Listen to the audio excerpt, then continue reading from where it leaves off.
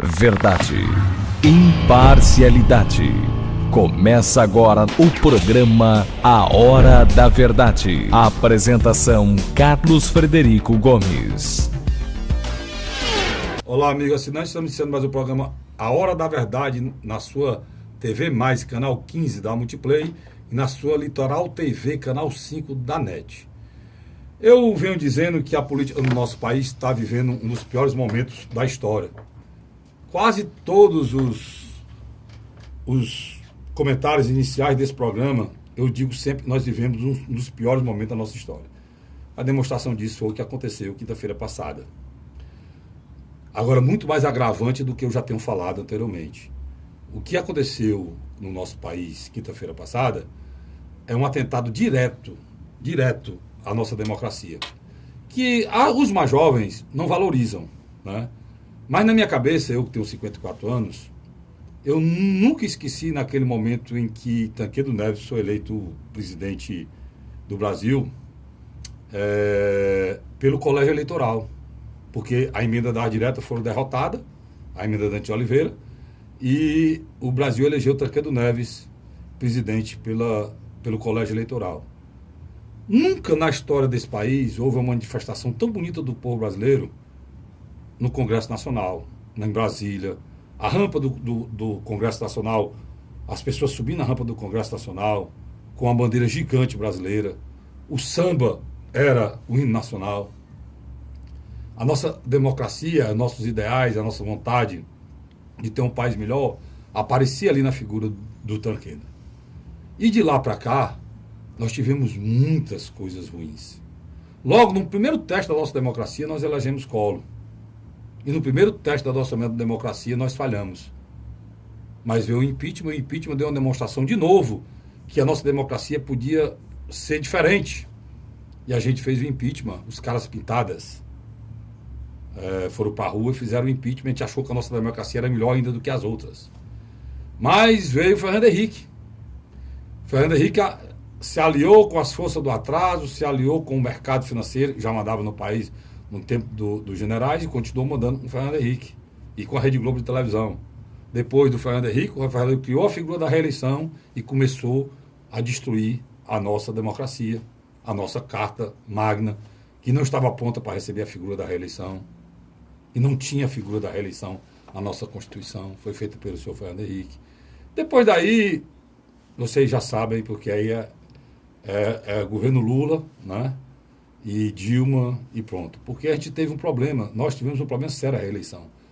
Nós tivemos 2 presidentes, na realidade era para ter havido 4. A reeleição do Fernando Henrique e a reeleição do Lula nos tirou o direito de ter 2 presidentes a mais e poderiam ter oxigenado mais a política brasileira. Mas não. A gente continuou no sistema democrático, numa luta feia, fratricida, entre PT e PSDB. Onde é que eu estou querendo chegar? Durante todo esse processo, a política brasileira sempre foi muito suja. Mas nós chegamos agora na podridão total.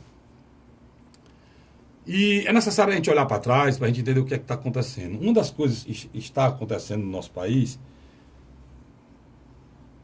que a nossa democracia não teve a coragem de enfrentar, são mortes e assassinatos misteriosos. Lembrar logo no tempo da ditadura, a gente vivia um processo democrático e parecido com esse que a gente está vivendo aqui agora, muito roubo, muita anarquia, muita falta de respeito à cidadania, e surgiu naquele tempo um movimento moralizador parecido com esse que tem agora, pela União Democrática Nacional, UDN, e se juntou com os generais e fizeram o que eles chamaram de revolução, e na realidade foi um golpe de Estado. No início era revolução, o intuito era muito bom. Parecido com esse intuito agora do movimento cívico brasileiro. E estou falando aí de respeitar a família. Muito parecido. No Brasil as coisas só fazem se repetir. Só que Marechal Castelo Branco, cearense, que era o homem mais respeitado no Exército das Forças Armadas Brasileiras, assumiu o governo brasileiro depois do golpe. E ele queria, depois de terminar o mandato pré-estabelecido e as coisas entrarem na ordem, ele queria restabelecer o processo democrático brasileiro. E, misteriosamente, no espaço infinito, um avião bateu no dele. E ele morreu. E até hoje não foi assassinato, dizem que foi um acidente. João Goulart, que foi o cara que foi deposto desse processo, que era um vice que tinha voto, porque naquele tempo os vices eram votados, também morreu. Os jovens hoje não sabem que naquele tempo houve uma operação chamada Condor, e tinha figuras centrais na América Latina e tinha que morrer na América do Sul. Todos eles morreram, inclusive Jânio Quadros. Dizem que foi um ataque do coração. Eu acho que foi assassinato. Há bem pouco tempo atrás, eu comecei falando sobre ele, Tancredo Neves deu a esperança que nossa vida ia mudar. E tinha como vice José Sarney. José Sarney como vice, não precisa dizer mais nada. Depois que ele foi estabelecido que ele ganhou a eleição do Colégio Militar, adoeceu, foi hospitalizado e morreu antes de assumir. Eu digo que foi assassinado. Na eleição passada, 4 anos atrás, a única figura que ameaçava a reeleição da Dilma, principal, e até o PSDB de voltar, os dois partidos, era uma figura central chamada Eduardo Campos. O avião dele caiu. Ele também morreu, em plena eleição. Agora, há bem pouco tempo atrás, um homem de bem, sério, o homem mais sério que já pisou no Supremo Tribunal Federal, todo o processo da Lava Jato e outras coisitas estava na mão dele, ele ia ser o relator. O avião dele também caiu e ele morreu. E agora surgiu a figura do Bolsonaro, muito parecido com a eleição do Collor. O que está acontecendo hoje é quase a réplica da eleição de 89. É isso que eu estou vendo na eleição de 89. É o que está acontecendo agora. Que é, Castirico? Tinha um cara que liderava as pesquisas de um partido pequeno. Independente dos partidos, liderava e ninguém tirava. Fernando Collor de Mello. Quem era que disputava o segundo turno? Se não me engano, era Brizola e Lula. Brizola, Lula e Mário Covas. PSDB, PT e PDT. Agora, quem lidera é Bolsonaro, Ciro, do PDT,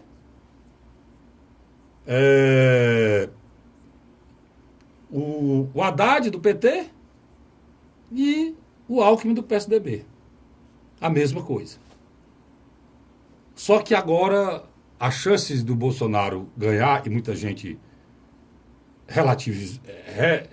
relativizou, né? Achava que ele não teria chance.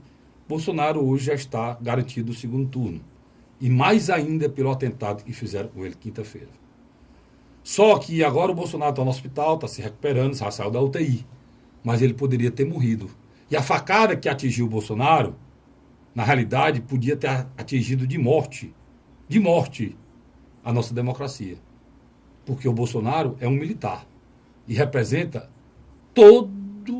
todas as categorias militares desse país. O que tu está falando, Castilho? O Exército, a Aeronáutica e a Marinha. Mas não é só isso.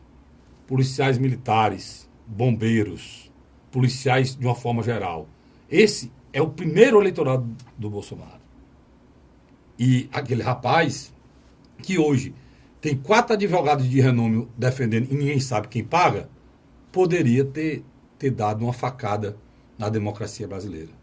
E eu rezei muito para que o Bolsonaro saísse vivo dessa, e graças a Deus ele saiu. Para que o nosso país não retrocedesse há anos, há um milênio, ao século passado, né? Para a gente começar tudo do zero. Democracia é um regime bom? É não. Mas simplesmente é o melhor. Ele é bom? Ele não é. Mas dos que existem, ele é o melhor. Não presta, não. Mas dos que existem, ele é o melhor. Ele é o único em que o cidadão pode ser ouvido. E eu vou dizer uma coisa para vocês. Esse atentado a Bolsonaro pode restabelecer um medo que a gente já tinha perdido, que é o medo do retrocesso.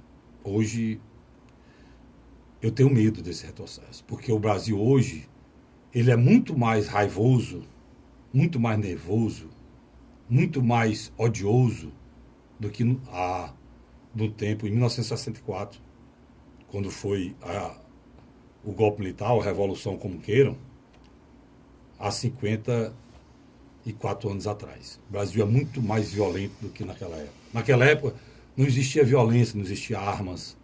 As coisas eram resolvidas na discussão mesmo. Hoje não. O Brasil é o país das armas. É o país da violência.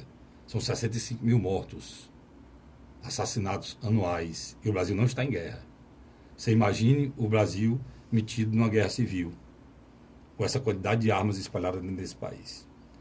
A nossa situação é muito grave. Tem gente que não entende e não enxerga isso. Talvez porque não olha para o passado. Talvez porque estão queimando até o nosso passado. Queimaram o nosso passado agora no Museu Nacional e estão queimando o nosso passado. Mas é preciso que a gente lembre, para que a gente não caia num beco sem saída como estamos entrando. Graças a Deus, o Bolsonaro morreu, cresceu nas pesquisas, mas eu tive a infelicidade de ter que ouvir, e isso aí é terrível, que o atentado ao Bolsonaro foi armado, foi mentiroso. As pessoas conseguem fazer uma mentira em cima de uma tragédia. Para você ver a que ponto está chegando a molecagem e a palhaçada das eleições do nosso país. Além de ser uma coisa muito séria, porque o cara é militar, representa as Forças Armadas e tem um atentado contra ele, as pessoas ainda partem para mentir em cima de um fato terrível que foi esse atentado ao Bolsonaro. E esse atentado ao Bolsonaro é um atentado a todos nós, que vote ou que não vote nele, porque é um atentado à democracia. Eu que não tenho candidato, não tenho, mas não tenho mesmo, não consegui ainda identificar, porque a sujeira é tão grande nessa molecagem da política brasileira, e sinceramente não me dá vontade. Eu não me sinto contemplado com o meu espírito de carinho cívico que eu tenho ao meu país, com nenhum dos que estão aí. Eu estou analisando dois, mas vira e mexe eu dou um pé atrás. Porque eu não sei o que essas pessoas realmente falam ou realmente querem. Porque os passos são arquitetados de acordo com a politicagem, não de acordo com a necessidade do meu país, não de acordo com a seriedade que o movimento requer que a gente tenha, não de acordo com o espírito público que eles deveriam ter para o momento de tragédia que a gente vive. Eu não quero saber o que um político pensa, o que um partido fez, se ele sai. Eu não quero saber disso, eu quero saber quem é que vai tirar 35 milhões de pessoas que estão na miséria. Quem é que vai permitir que 30 milhões de pessoas que não estão conseguindo levar o pão para casa, não estão conseguindo pagar uma luz, não estão conseguindo pagar aluguel. Os filhos estão chorando em casa, desesperados, briga de marido e mulher porque não consegue sustentar a família. Tem 35 milhões de pessoas assim, desempregadas nesse país, 14 milhões só do último governo do poste que o Lula lançou, a dona Dilma. 14 milhões, e se agravou com esse vampiro que tomou conta do Brasil, que suga esse país há 2 anos, que é o Michel Temer. Eu quero saber quem vai resolver essa equação realmente de verdade. Quem vai para lá para nos representar. Não é para representar o Itaú, ou para representar militar, ou para representar esquemas de empreiteira, ou para representar regiões. Eu não quero saber disso, não. Por isso que eu digo para vocês que está difícil. Mas é preciso que a gente acredite no processo eleitoral brasileiro, nesse resto de mês que ainda tem, para a gente ter, no final, alguma esperança. Eu espero que, no final, aqui eu consiga dizer para vocês, para que a gente vá votar com esperança para o nosso país mudar. Mas eu acho muito difícil. Não é isso, Luiz? Eu acredito que sim. Eu acho que todas as suas colocações foram com primazia. Carlos, na grande realidade, para uma geração como a nossa, que nasceu no final dos anos 60 e início dos anos 70, havia uma expectativa que a democracia nos trouxesse valores, que trouxéssemos liberdade, uma melhor redistribuição de renda, entre outras coisas mais. Você sabe o que foi que ela trouxe? Desapontamento, né? Alguns momentos de pico, de euforia, como o plano cruzado, depois o plano real, sabe? Indiscutivelmente, o primeiro governo de Fernando Henrique Cardoso não foi um mau governo, assim como também o primeiro governo do Lula também foi um bom governo, e o seguinte dele, o segundo. Mas demonstra que os ditos democratas entraram num processo de corrupção que acabaram criando lideranças que hoje estão aí tentando chamar para si o direito de reconstituir a democracia brasileira. Um deles é Jair Messias Bolsonaro, que tem uma visão conservadora na área dos costumes, ultraliberal na área econômica, é até um contrassenso, né? Não tem nada a ver com nacionalismo militar, não. Ele não tem aquele civismo, aquele nacionalismo dos militares que ele representa, né? Aí que está o X da questão. O vice dele representa isso. Eu acho que aí eu acredito que já está começando. Já que a gente começou a falar em Bolsonaro, Luiz, primeiro... Pode ficar à vontade. Não, vamos falar na pesquisa, bota a do Ibope aí, já teve a do Datafolha, teve a do Ibope, teve a do Poder 360. Então, já que vamos falar no Bolsonaro, o que aconteceu depois desse episódio do atentado a Bolsonaro foi que o Bolsonaro subiu nas pesquisas. O Datafolha, se não me engano, no Datafolha ele saiu de 22 para 24. Foi isso, Luiz? Foi a subida. E depois do Datafolha já teve, nós não vamos analisar o Datafolha aqui, já teve o Datafolha, já teve o Ibope, teve agora o Poder 360, que é quem vai analisar hoje, que é a mais recente. É a Paraná Pesquisa. Paraná Pesquisa. Mas só lembrando, Fique à vontade. Tá. O Datafolha foi 24, né, Luiz? Só confirmando. O Datafolha foi 24. Foi um crescimento de 2%, mas dentro da margem de erro, normal. De 22 para 24. 22 para 24. No Ibope já foi um crescimento significativo, já foi para 26. Ele cresceu acima da margem de erro. Né? O XP Investimentos ele também já tinha crescido dentro da margem de erro. Ele saiu de 26 para 30. Mas o XP exagerou. Não, desculpa, XP não. BGT Pactual. Foi a pesquisa do banco, pronto. BGT Pactual. A pesquisa do banco, BGT Pactual. Carlinhos, só um minutinho. Colocou duas. Vamos lá, vamos. A primeira pesquisa foi o BGT Pontual. Não, a primeira foi o BGT Pontual. Saiu da segunda. Aí vamos botar qual foi as grandes mudanças logo para a gente analisar as pesquisas a partir de agora. No BGT Pontual, ele deu um crescimento muito grande do Bolsonaro. Eu acho até fora da realidade, de 26 para 30. Certo? Saiu de 26. Isso foi por conta do atentado. Aí, logo depois disso aí, veio... Datafolha. Mas no BGT Pontual, revelou outra coisa também importante para a corrida eleitoral. Foi o Ciro, que eu não sei quanto é que ele estava anteriormente, sei que o Ciro apareceu lá com 12 pontos percentuais. E a Marina, que era igual ao Ciro... De 11 caiu para 8. A Marina caiu para 8. Essa pesquisa identificou a subida do Ciro e aquela da Marina, que foi confirmada com o Datafolha, né, Luiz? Tá aí o Datafolha, Luiz? Também. O Datafolha deu o Bolsonaro com 24, porque era 22, passou para 24. E confirmou o Ciro... Em segundo lugar, com 12. Com 13. Com 13, desculpa. Com 13. E continuou e mostrou aquela da Marina também para 8. Não foi? Para 8 ou foi? Para 8 ou foi? 8. Foi 8? Bom, confirmou aquela da Marina. No Ibope, o Bolsonaro subiu mais do que a Datafolha. O Bolsonaro foi para 26. O Ciro... 11. E não é isso aqui é natural, já eu explico por quê. O Ciro não cresceu, o Ciro tinha 12, passou para 11. Mas ele demonstrou a queda da Marina para 8. Isso no Ibope, né? Já eu explico por que é que o Ibope fez isso com o Ciro. E depois vem o que a gente vai falar hoje. Geraldo Alckmin vem com 9. Não, o que a gente vai falar hoje... Fernando Haddad vem com 8. Os outros dois, mas vamos falar dos outros. Eu estou falando na mudança.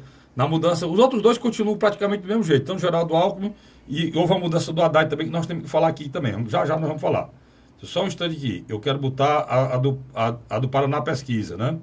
Eu estou com ela aqui. No Paraná Pesquisa, o Bolsonaro foi para 26. Houve um crescimento. Grande também. O Ciro ficou praticamente 12, é 11,9%. 12%, pode fechar 2%. A Marina 8,7%. houve a queda também para 8,7%. Você pode botar até o Haddad subiu para 8,3%. E o Alckmin aí, meu chefe? O Alckmin está com 8,7%, também pode-se dizer. 8,7% o Alckmin? 8,7%. Fernando Haddad do PT. Peraí. Marina Silva com 10,6, Luiz. Marina Silva, né? Marina Silva com 10,6, não é isso? Exatamente. Não é isso? Exatamente. Ou não? Alckmin com 8,7. Alckmin com 8,7 e Haddad com 8,3. Pronto. Essa é a pontual, o último que saiu agora, hoje. Praticamente. Paraná Pesquisa. Pronto. O que é que eu estou querendo dizer com isso aqui? Vamos analisar as quatro, porque as quatro mostram o mesmo cenário. As quatro mostram que o Ciro subiu, é o segundo colocado, que a Marina está em queda e que o Haddad está subindo e que o Alckmin está encruado. Já é isso, Cacete, encruado. O menino está se abrindo aqui, o Vicente, encruado é quando você bota uma coisa na panela para ela ficar mais mole, em vez de ficar mole, ela fica mais dura. Pô, tá caro. E você bota um pé de porco para fazer uma feijoada, Luiz, e se não cozinhar na panela de pressão, ele encrua. Quando ele encrua, é a mesma coisa do Alckmin, analisando o Alckmin. O Alckmin... Só interrompendo você, mas só para corroborar, pelo amor de Deus, ex-governador. Nós vamos já para lá. Paraná, pronto, nós vamos para lá. E o governador. Pronto, nós vamos explicar porque é que o Alckmin encruou. Vamos por parte aqui, nós vamos falar só das pesquisas, a gente vai por parte. Vamos para o Bolsonaro. Bolsonaro subiu mais ainda na pesquisa, e nessa última pesquisa do Ibope, na pesquisa do Datafolha tem uma coisa muito, muito difícil para o Bolsonaro, que é a rejeição, que é muito alta, né, Luiz? Rejeição muito alta. E na pesquisa do Ibope, tem muita gente do zangada do Bolsonaro, fica infeliz. Na pesquisa, por exemplo, na pesquisa Datafolha, isso é uma coisa interessante para o Ciro. Aí eu já falo do Bolsonaro. O Bolsonaro aumenta, mas o Ciro aparece o único cara que ganha de todos os candidatos no segundo turno. E o Ciro, dos 5, aparece com uma rejeição mais baixa. E o Bolsonaro aparece com uma rejeição alta, né? Isso é uma coisa interessante. Aí o que apareceu de ruim no Datafolha do Bolsonaro, estou falando dele, de ruim do Datafolha do Bolsonaro foi a rejeição. E o crescimento poderia ser menor e a história do segundo turno. Já no Ibope, para o Bolsonaro foi melhor. Porque já mostra o cenário, e o Bolsonaro empata com o Alckmin, empata com a Marina, e ganha do Haddad e só perde para o Ciro. Certo? Esse é um ponto. Nós vamos ficar só no Bolsonaro, depois a gente vai indo para os outros. E agora no Paraná Pesquisa, Luiz? Também é o mesmo cenário do Ibope. O mesmo cenário do Ibope. Ou seja, perde para o Ciro, ganha do Haddad. Isso tudo tenta mais do erro, empata com os outros dois. Exatamente. Pronto, então, colocando uma coisa Deixa que... eu só lhe explicar uma coisa bem rápida. Pois não. O BGT Pactual, telefone. Ibope e Paraná, a domicílio. E Datafolha escolhe locais específicos, onde tem fluxo de pessoas e entrevista. Pronto, em cidades. Cidades. Então, Nós não temos... Quando a gente fala telefone, antigamente a gente falava telefone e achava que não era uma pesquisa universal, mas vocês estão enganados. Celular hoje todo mundo tem. Então, você faz em qualquer interior, faz em qualquer lugar, não tem esse negócio não. Se quiser souber fazer um relatório bom, né? Você faz um questionário bom. Que não deve ser longo. E fazendo democraticamente em todas as regiões do país, ele pode pegar. E não pode ser longo. Mas nós vamos continuar. Nós estamos analisando Bolsonaro, eu vou para o rápido intervalo, volto já. Continuando analisando Bolsonaro. Eu vou aqui de um por um, eu, Luiz, para que você possa entender o cenário, para que você possa entender. Nós vamos dizer agora o que o pessoal do Bolsonaro tem que pensar para fazer para ele ganhar a eleição. Eu vou dizer isso para cada um. Nós vamos falar do Bolsonaro já, eu, Luiz, analisando essas pesquisas, as 4, né, Luiz? A gente tem aqui em mãos, tá bom? Sai daí não, a gente volta já. A Hora da Verdade.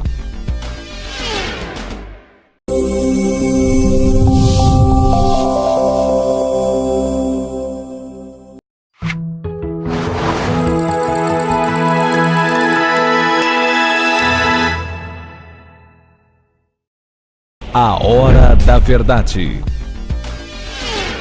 Estamos de volta com o segundo bloco do seu programa, do meu programa, do nosso programa, A Hora da Verdade, na sua TV Mais, canal 15 da Multiplay, na sua Litoral TV, canal 5 da NET. Luiz, a gente está analisando aqui as pesquisas, a gente está falando do Bolsonaro.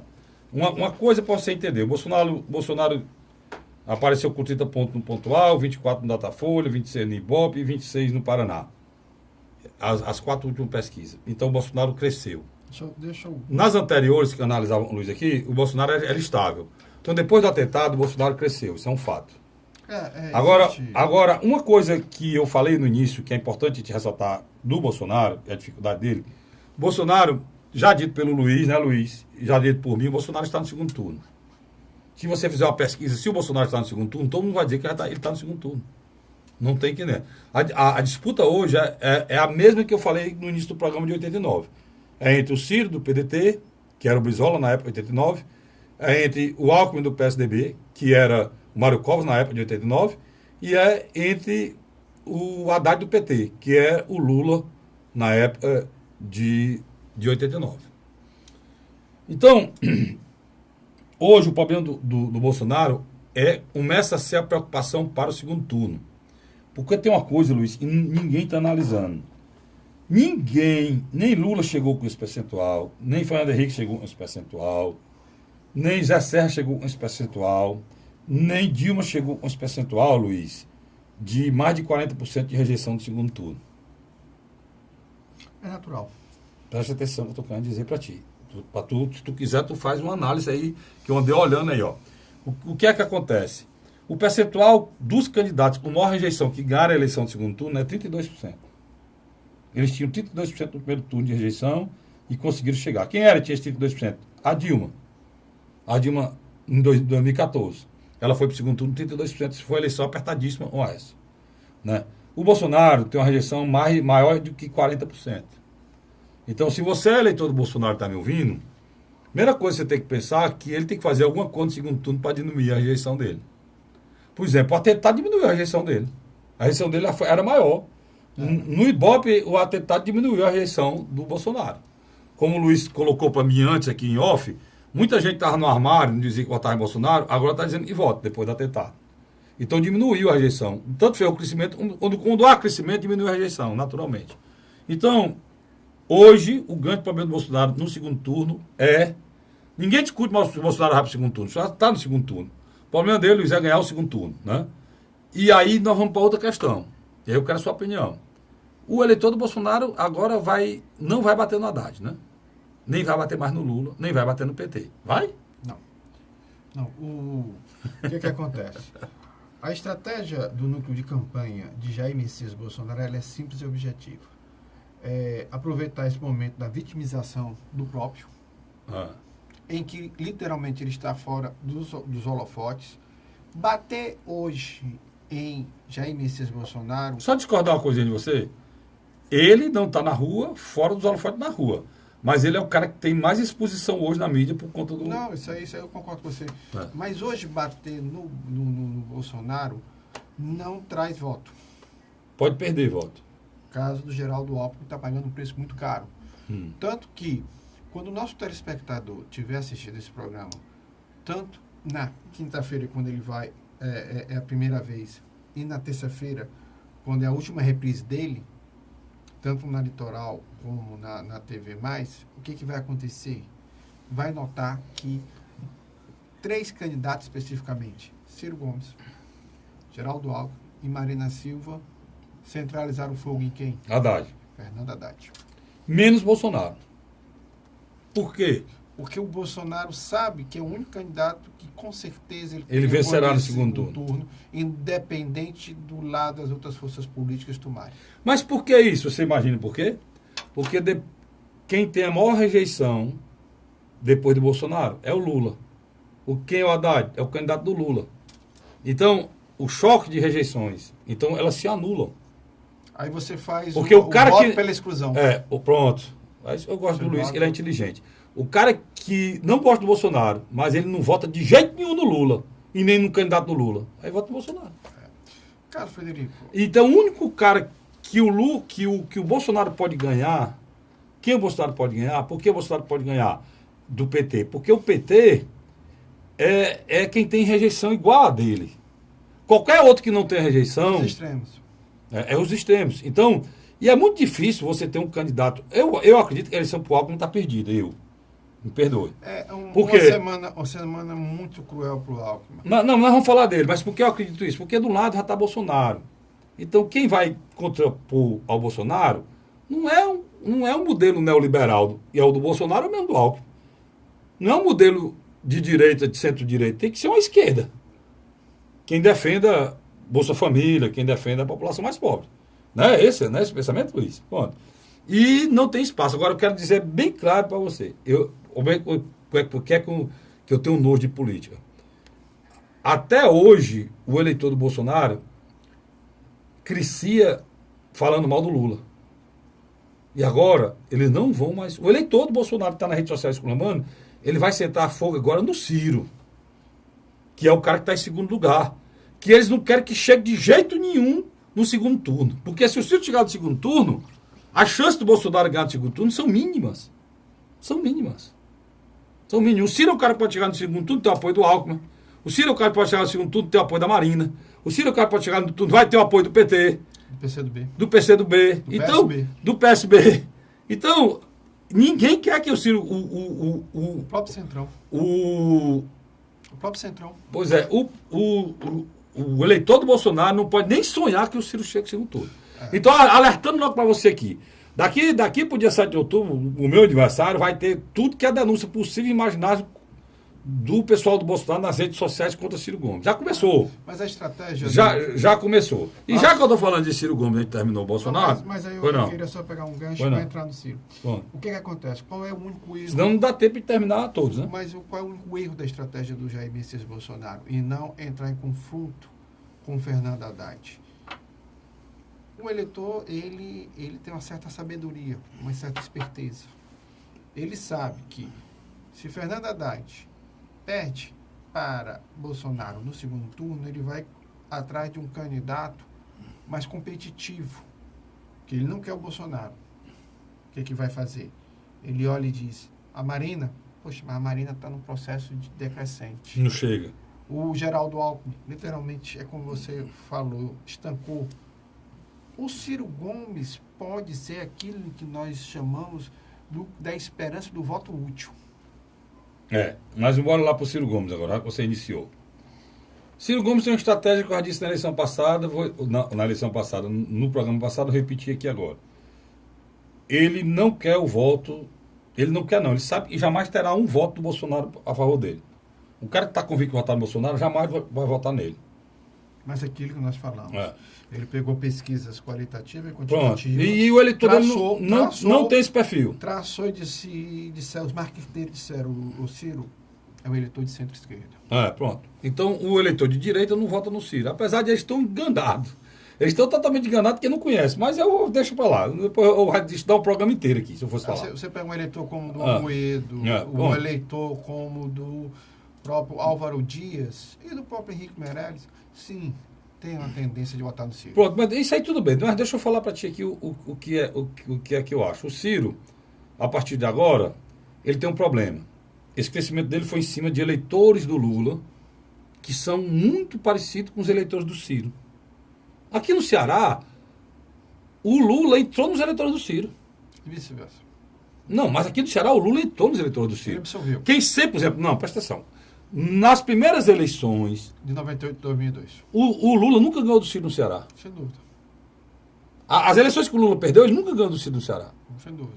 Né? 98 o Ciro, e 2002. Pronto. Ele não ganhou do Ciro, porque o Ciro era líder aqui. Já nessa agora, se o Lula tivesse sido candidato, o Ciro perdia para o Lula no Ceará. Que houve absorção. Concordo com você. Então, o eleitor do Ciro, no Ceará, estou no exemplo, é o mesmo do Lula. E no Nordeste como todo. Por isso que os caras não entendem. Quando eu digo, cara, ele não pode falar mal do Lula. Porque se ele falar mal do Lula, é desagrado o eleitor dele, que é o mesmo eleitor do Lula. É interessante. O ponto que você quer chegar. Ele faz um distanciamento com a figura do Lula. Pronto. Mas ele mantém uma ponte de contato. Mas Luiz, não é nem marketing, não. É a verdade. Qual é a verdade do eleitor? Quem é o eleitor do Lula? O eleitor do Lula no Nordeste é quem? Já não falar do Haddad, por exemplo, um PT erra em tudo. O eleitor do Lula no Nordeste quem é? É o pessoal...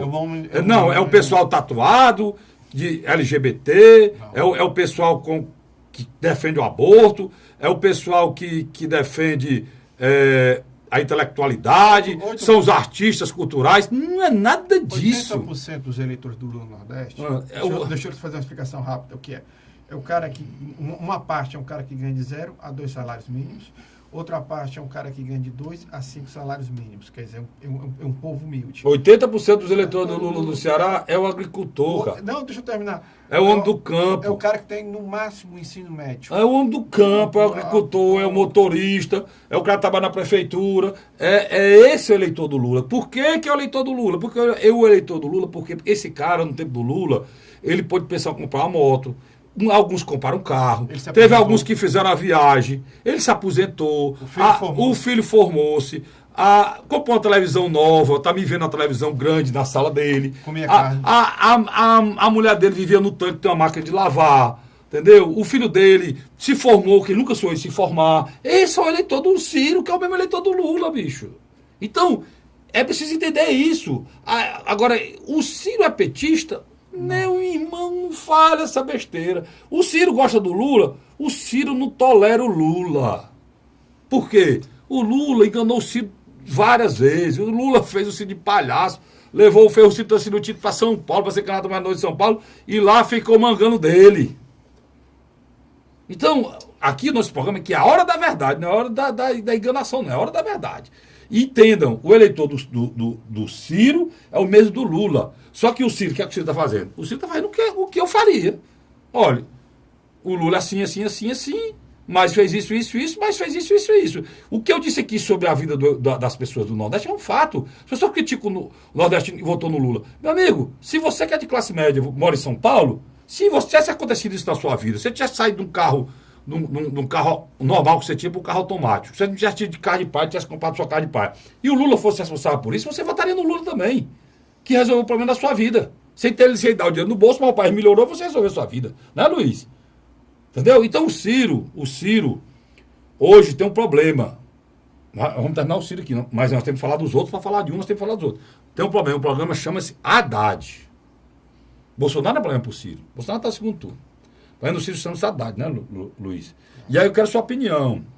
Você acha que o Haddad, hoje é quinta-feira, daqui para o próximo programa, que eu acho que é o tempo que ele vai ter de mostrar, porque é o que aconteceu com o Haddad. O Haddad acabou a figura do Lula, já tem carta, já tem tudo dizendo que o homem é o Haddad, na televisão está saindo o Haddad como um homem, o novo poste do Lula, antes foi a Dilma, agora o Haddad. E esse poste, Luiz, ele se ilumina, passa o Ciro e vai para o segundo turno ou não? Na sua opinião? É algo muito interessante, as suas colocações. Elas foram muito bem organizadas. A grande verdade é que existe um problema hoje do Ciro Gomes. Ele chegou a um teto. Ele chegou entre 11% a 13%. Tá certo?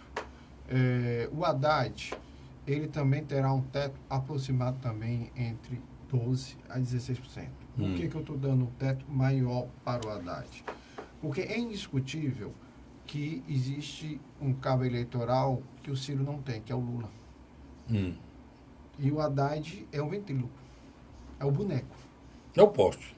É o poste. Mas quer dizer, literalmente ele não vai falar por si, ele vai falar o que o Lula mandar. Não, eu achei engraçado, já falando isso aí. Tem a carta que o Lula fez apresentando o Haddad, e que ele disse que ele não era candidato.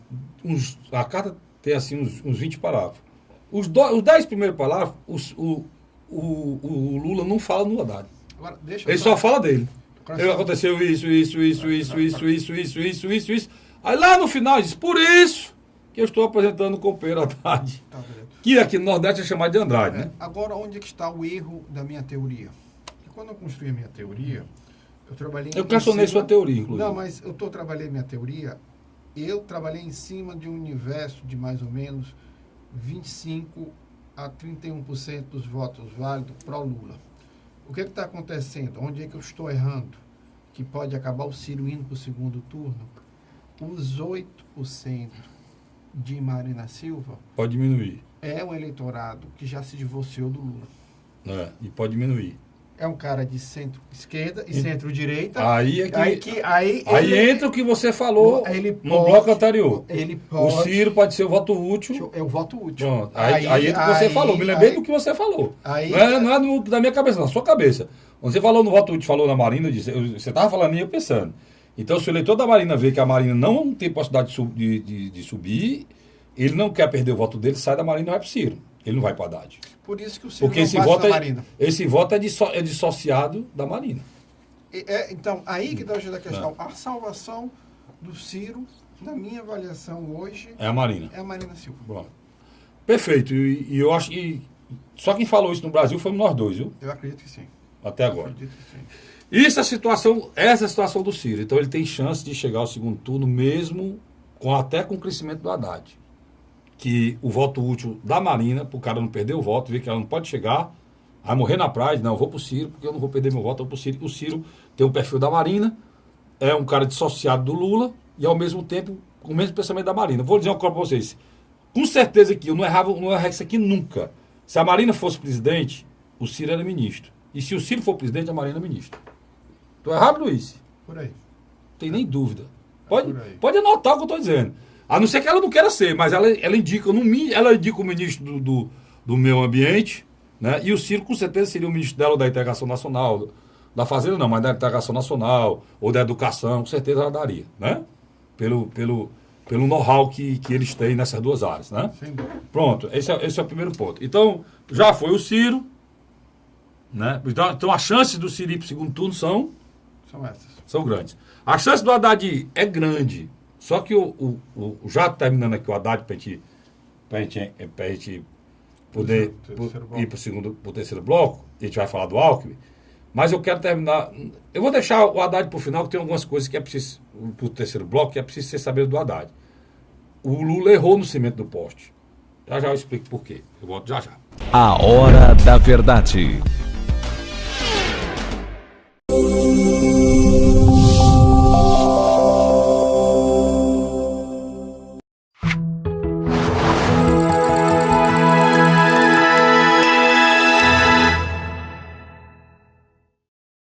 A Hora da Verdade.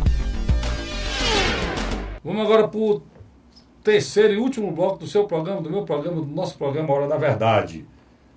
Luiz, o Lula errou no cimento do poste. E errou mesmo, Luiz. Sabe por quê?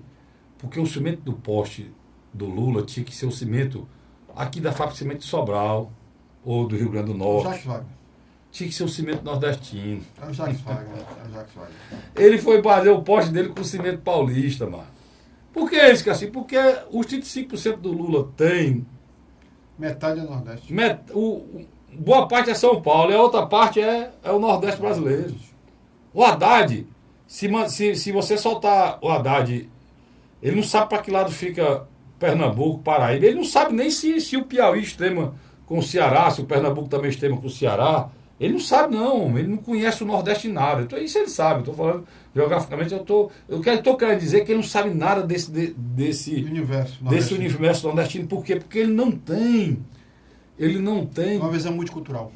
E ele não tem. Ele tem a visão paulista. O Haddad é filho, sabe de quê? Por isso você não sabe dizer o nome dele. O Haddad é filho de um libanês com uma descendente de libanês. O nome dele é. O nome do pai dele é Khalil Haddad. Deve ser o libanês. Né? Ele é libanês. E a mãe dele é brasileira, filho de libanês. E é um cidadão de classe média alta. O pai dele era aquele cara que. Aqueles grandes comerciantes libaneses de tecidos de São Paulo. Ele né? tem mais cara de tucano do que tem até uma mentira aí no site do PT, dizendo que ele estudou escola pública. Ele nunca na vida dele estudou escola pública. A vida toda estudou em escola particular. Na verdade é um homem. Então, acadêmico. Pois é. Ele é de um nível intelectual. Economista, pois é. Ele é de um nível intelectual. Mas ele é o cara que perdeu a eleição pro branco e o nulo sentar na cadeira de prefeito de São Paulo. Não é isso? É verdade. Isso aí sentar na cadeira. Calcanhar de Aquiles dele. Então, ele não tem dimensão para ser, não teria dimensão para ser candidato a presidente. Vou ser bem sincero com vocês. O PT só não tem uma pessoa no segundo turno hoje por conta do egoísmo, do egocentrismo do Lula e da presidente do PT, que está roxa de raiva porque ela queria que o candidato fosse ela. Ela queria que o candidato fosse ela, a Gleisi Hoffmann, né? E não deu certo. Não, pelo amor de Deus. E vou dizer para vocês, o Ciro foi chamado para ser esse Haddad. O vice. O Ciro foi chamado para ser o Haddad. O Ciro foi chamado pelo Lula para ser o Haddad. Ou seja, o Haddad era o candidato a vice, o Ciro é o candidato a vice do Lula, até impugnar o Lula. O Lula saía e o Ciro entrava no lugar. Antes da convenção, isso foi convidado o Ciro para fazer. Ou seja, agora, quem seria o candidato do Lula era o Ciro, mas o Ciro não aceitou. Eu me lembro da frase dele, ele disse: o Brasil não merece que seja feito esse tipo de liderança. Foi mais isso, foi? Ele disse? Esse tipo de liderança. Mas qual é o momento desse tipo? Esse tipo de jogo, esse tipo De liderança. de embuste. E o Haddad seria a posição da Manuela Dávila. Seria o vice do vice, né? Visto isso. Que a Manuela Dávila era vice do vice. Aí o Haddad subiu lá, o triplex. O Haddad subiu, agora a Manuela Dávila virou vice. Então, para você entender, pode ser que dê certo, porque a força do Lula é muito grande, pelo motivo que eu já falei aqui. E se der certo, nós vamos repetir aquela coisa que a gente sempre... Vamos repetir a eleição de 89. O novo Colo é o Bolsonaro, e o novo Lula é o Haddad. Desculpa. Pronto. Se o Haddad passar, vai repetir a eleição de 89. Pronto. Já fomos para o Haddad, agora vamos para o PSDB, que é o seu Alckmin, que é o partido que tem mais... Né, Luiz? O partido que tem mais... partido, é o candidato que tem mais apoio no Brasil. Mas, E aí ele não serviu de nada, né? Encruou. Demais. Mas o problema foi que a candidatura do Geraldo Alckmin, ela chegou a um ponto da beira do abismo, se ele já não estiver dentro do abismo, a tal ponto que ele não esperava que em menos de 48 horas o ex-governador do Paraná fosse preso. Beto Richa. E Mais 15, né? mais O ex-governador, a mulher dele, mais 15, secretário, irmão. enquanto ele explicava o incidente do PSDB do Paraná, no outro dia de manhã a Polícia Federal invade O gabinete do governador, a Zambuja do Mato Grosso do Sul. do PSDB também. Então você vê como é que você pode... E Não tem como administrar. o Alckmin falando em tolerância zero com a corrupção. Vamos lá, tolerância zero com a corrupção do Alckmin. Ele está sendo acusado de um esquema do Rodonel em São Paulo, dele governador. E do esquema de desvio de merenda escolar em São Paulo, ele governador. Buf. Aécio Neves é o único político na história do Brasil que foi pego com dinheiro, com chip, com mala, uma irmã, e ele dizendo que se o cara abrisse a boca mandava matar, e ele pedindo dinheiro ao Jorge Batista. Aécio Neves é a grande vergonha do PSDB nacional. Minas Gerais, né? Eu falei São Paulo. Tem uma peça publicitária lá em Minas Gerais que o cara disse: quando você lembra de fulano de tal, lembra de que? Fulano de tal, lembra de que? E no final da peça publicitária, o cara pergunta: quando você pensa em Anastasia, você pensa em quem? Pronto. O Anastasia tá desesperado com essa São Paulo, o Alckmin, o esquema lá, Zé Serra, Alckmin, tudo. Aí você vem aqui para Minas Gerais, Aécio, não precisa falar mais nada. Detalhe, Paulo Scaff já passou o ex-prefeito de São Paulo Pronto, nas pesquisas. o PSDB vai perder em São Paulo desse jeito também, você está dizendo. O seu João Dória. E aí merece, ela é um mentiroso, né? O maior mentiroso desse país, aquele rapaz ali. Aí, Minas Gerais, aí você vai... Quem é outro lugar que o PSDB se destaca? Paraná. Esse governador saiu agora do governo. Preso. A mulher e quase todo o secretariado preso. PSDB de novo. Aí você vai. Onde é que tem outro governador do PSDB? Aí, o Manuel Azambuja, da onde? Mato Grosso do Sul. Mato Grosso do Sul. A Polícia Federal acabou de conseguir lá busca e apreensão no gabinete dele. Fora o Marconi Perillo, que já é do PSDB de Goiás, também, que está na situação, na Lava Jato, até o pescoço. E também nem ser senador. Só tem um cidadão do PSDB hoje, fora de suspeita política, que deveria ter sido candidato do PSDB a presidente e não foi, chama-se Tasso Gereissati, que é o cearense Tasso Gereissati. É o único que não tem nada, é o único cidadão sério hoje, fora de corrupção do PSDB, chama-se Tasso Gereissati. E aí foi um erro ele não ter sido candidato a presidente, né, Luiz? Uma coisa um erro. Eu estava até conversando com o deputado federal Danilo Forte, eu disse a ele: você tem 2 trabalhos agora, a sua segunda reeleição, o seu terceiro mandato, e passado esse período eleitoral, trabalhar para a reconstituição do PSDB, não só cearense, mas também junto com outros companheiros seus a nível nacional. Por quê? Porque eu acho que o PSDB precisa passar pelo divã. Ele precisa resolver os problemas internos. E ele tem muitos quadros bons que, infelizmente, ficaram ofuscados para pessoas que não mereciam estar... Pois deixa eu dizer uma coisa. O Alckmin está no meio dessa corrupção dizendo que é honesto. E aí não tem como amolecer. Não, tem que ficar encruado mesmo. Mas ele já se divorciou da realidade. Ele está encruado 9%. Eu tinha uma solução para a candidatura do Alckmin. Eu tinha uma solução. Era ele renunciar e a vice dele assumir que é uma mulher de bem e respeitada no Brasil todo, chamada Ana Amélia. Eu posso ir um pouco mais adiante? Pois não. Eu acho que existe uma boa relação entre Ciro e Alckmin. Existe, eles não estão Não, Ciro respeita o Alckmin. Não estão se legalfiando. Porque eu mesmo, Luiz, eu te dizer, eu tive uma grande decepção. O Alckmin, eu era uma pessoa que eu pensava que o Alckmin é um cara sério. Eu tinha um Alckmin um cara sério. Até o jeito dele de padre, de monge budista, né? Eu tinha, a negada chamava picolé de chuchu, dizia, mas esse cara é um cara sério, eu dizia. E eu tô atrás de gente séria pro meu país. Foi uma grande decepção aquela história da merenda escolar, aquela história do Rodonel, aquela história do metrô também. Para mim foi uma grande decepção. Né? Mas ele está pagando pelos erros agora de muitos aqui do PSDB que destruíram o PSDB, que acabou o PSDB. Ele não teve a percepção de entender que só tinha um cara do PSDB que representava o PSDB que um dia o povo brasileiro confiou, chamado Tasso Gereissati. Né? E talvez o Tasso também não se apresentou para nada. Porque o que o Tasso fez aqui também no Ceará com o PSDB do Ceará, praticamente abandonou o PSDB do Ceará e se acabou aqui no PSDB do Ceará. Pesquisa do Ibope, Diário Nordeste agora, pesquisa ampla, Jornal Estado. 64% Camilo e 6% General. O General que o Tasso inventou e lançou para cá, um homem que não morava no Ceará, vindo do Ceará. A própria apresentação é ruim, né, Luiz? É um homem decente. É um homem decente, um homem de bem, mas a apresentação dele de jeito que não vivia no Ceará, que estava longe do Ceará, nós queremos pessoas que saibam da nossa angústia, né? E aí eu acho que ele colocou mais um caos numa fogueira grande, né? Aconteceu isso aqui, com o Marcos Carlos, né? Deixa eu pegar um gancho no que você está colocando. Sim, mas nós temos que terminar aqui. Não, mas é isso que eu quero nós temos que falar. A Marina praticamente já falou, né? Mas eu só. Já falou do Alckmin? Mas só, deixa eu pegar um gancho. Já falando do Haddad. Deixa eu pegar um gancho com você.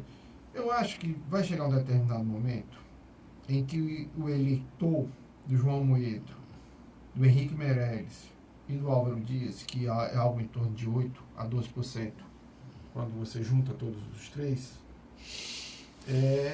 vão dar um voto útil.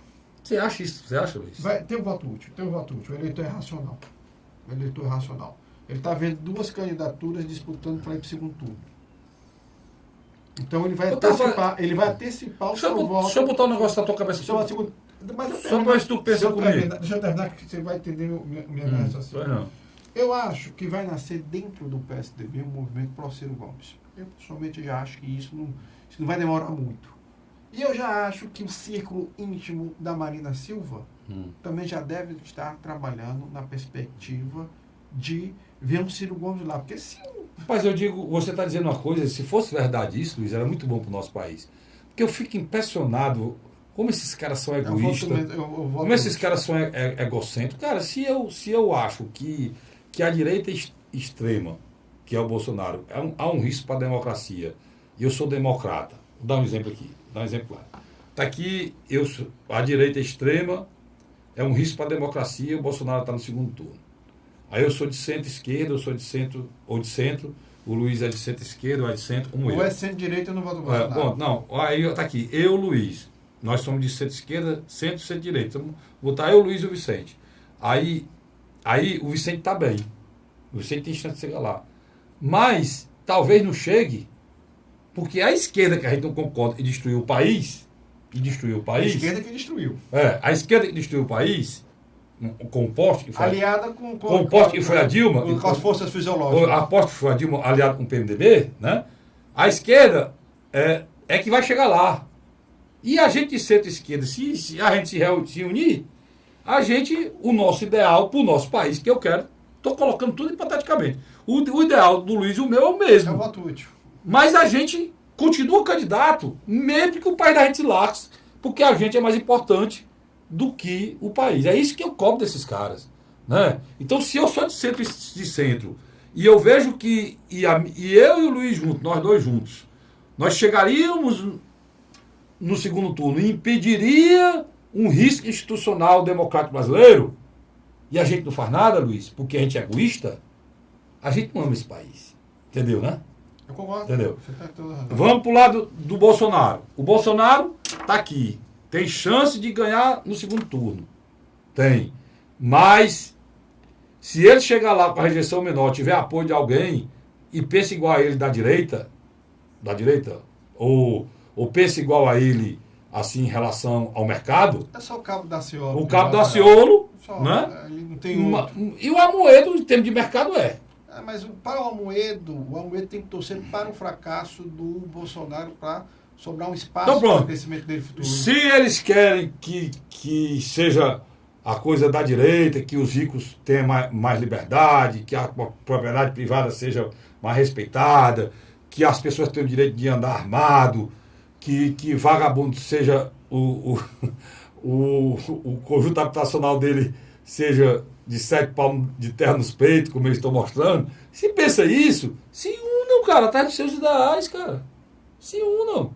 O que eu não entendo é que esses caras, o interesse, eles são tão egoístas, Luiz, que eles vão pro abismo, deixa o país ir pro abismo dentro da concepção de cada um, presta atenção no que eu estou falando. Por exemplo, o abismo pro pessoal da direita é a esquerda ganhar. O abismo pro pessoal da esquerda é a direita ganhar. E o abismo pro pessoal do centro é se um dos dois ganhar. Entendeu? Estou entendendo. Tá entendendo? Coberta razão. Então, eu não sei como funciona a cabeça desses caras, que ele não tem a hombridade, ou seja, a nobreza de tomar uma atitude para o bem-estar do país dele. Porque o que eu penso, olha, toda convicção muito arraigada, sem deixar espaço para o contraditório, é burra. Para o ódio, né? Porque é tanto ódio que ela não dá espaço para o contraditório, é burra. Eu hoje vivo um dilema. Eu tenho um grupo de WhatsApp, estou até tendo aqui, eu tenho um grupo de WhatsApp, o Luiz tem um, nós temos dois. O blog do Luiz, o blog do Luiz Cláudio, eu tenho também o grupo do WhatsApp. Programa Hora da Verdade, que o Luiz Cláudio faz parte comigo aqui, tanto rádio como televisão, tem um grupo do WhatsApp. Tem um grupo do WhatsApp, muita confusão. Mas ele tá tão baixo o nível, tão baixo, que eu tô pensando em acabar. E dizendo, cara, cria aí a hora da mentira, que eu vou acabar com o meu grupo de WhatsApp. Por quê? Porque as pessoas, elas têm tanta convicção do que estão certas, que não enxergam um pau na frente do nariz. Elas são incapazes de fazer uma análise que a gente fez aqui, eu, Luiz.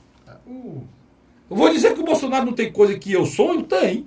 Primeira coisa que eu vou dizer que o Bolsonaro faz que tem coisa que eu sonho, Bolsonaro, que é que as pessoas entendam que a questão da violência do país hoje é tão séria que se você não botar ela em primeiro lugar, não vai existir conjunto habitacional, não vai existir menino para ir para a escola, não vai existir ninguém para ir para o hospital. Sabe quando é que ele disse isso? Ele disse ontem no hospital.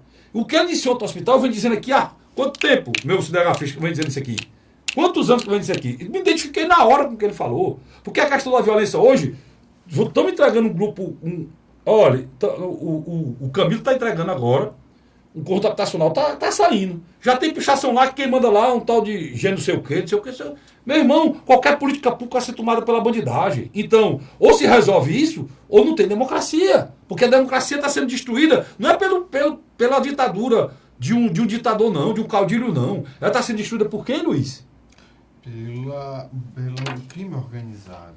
Que está tirando a nossa liberdade. E o Bolsonaro está coberto de razão. O que eu queria é que os outros candidatos acordassem e dissessem, rapaz, realmente ele tem razão em relação a isso. Carlos, o presidenciável Ciro Gomes, ele vai trabalhar com concepção do voto útil. Ele deve bater isso nos próximos dias. Que é o quê? É um eleitor moderado, de figuras como Henrique Meirelles, João Amoedo, Luiz, ele fez isso hoje.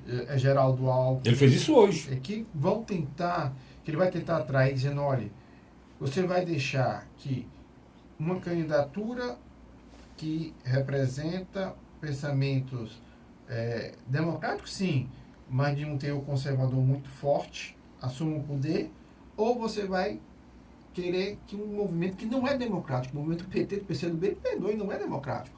Porque nós sabemos, se o Fernando Haddad crescer, eu pergunto, crescer não, se ele ganhar, ele leva o país talvez até uma guerra. Porque ele desestabiliza muito mais a democracia do que o Bolsonaro. É esses dois casos, Luiz. Todos dois desestabilizam. Olha, mas o Haddad desestabiliza se essas pontas chegarem no segundo turno, meu irmão, pena do nosso país. Sem dúvida. Pena do nosso país. Por quê? Porque nós estamos voltando, editando de novo coxinha e mortadela. Só que num país violento. Então, não queira isso para o nosso país, né? Ninguém quer isso para o nosso país. Agora, cada um... Eu queria fazer um candidato... Meu candidato é a soma de vários. O pensamento do Bolsonaro da importância de enfrentar a violência, a concepção de meio ambiente da Marina Silva, desenvolvimento sustentável, a coragem de enfrentamento de salvar o povo brasileiro da mão da especulação financeira que o Ciro tem, dos princípios até que prova o contrário de honestidade que ele tem, né? Que nunca ninguém conseguiu nada contra ele, não tem nada contra ele, a coragem da luta contra a corrupção do Álvaro Dias, entendeu? Então, o pensamento do Haddad em relação à educação, na ajuda das pessoas, como o ProUni, como a possibilidade do Bolsa Família, aumentar o salário mínimo, esses pensamentos de apoio e de estrutura do Bolsa Família para as pessoas mais pobres, infelizmente não dá para juntar as coisas boas de cada um, e a gente está vivendo esse caldo de muita coisa ruim de todos. Né? É o que eu penso. Eu lamento profundamente, porque é o meu país, eu não pretendo sair daqui, meus filhos moram aqui, meus netos estão crescendo aqui, e eu lamento profundamente a gente viver esse impasse à beira de uma eleição agora, no dia do meu aniversário, dia 7 de outubro. Luiz, obrigado, cara. Eu que agradeço. Obrigado por mais uma vez estar aqui analisando isso comigo. Nós vamos, se Deus quiser, fazer isso até o dia 7, se Deus nos permitir, tentando levar para você a verdade nua e crua dos fatos do nosso futuro, que é essa eleição do dia 7 de outubro. Eu acredito que já no próximo programa nosso, a polarização pela segunda vaga entre Ciro e Fernando Haddad vai estar bem clara. A segunda vaga, existe 4 aí no busca da segunda vaga. Na próxima semana a gente vai ver quem é que está botando a cabeça fora. Até lá, vamos lá.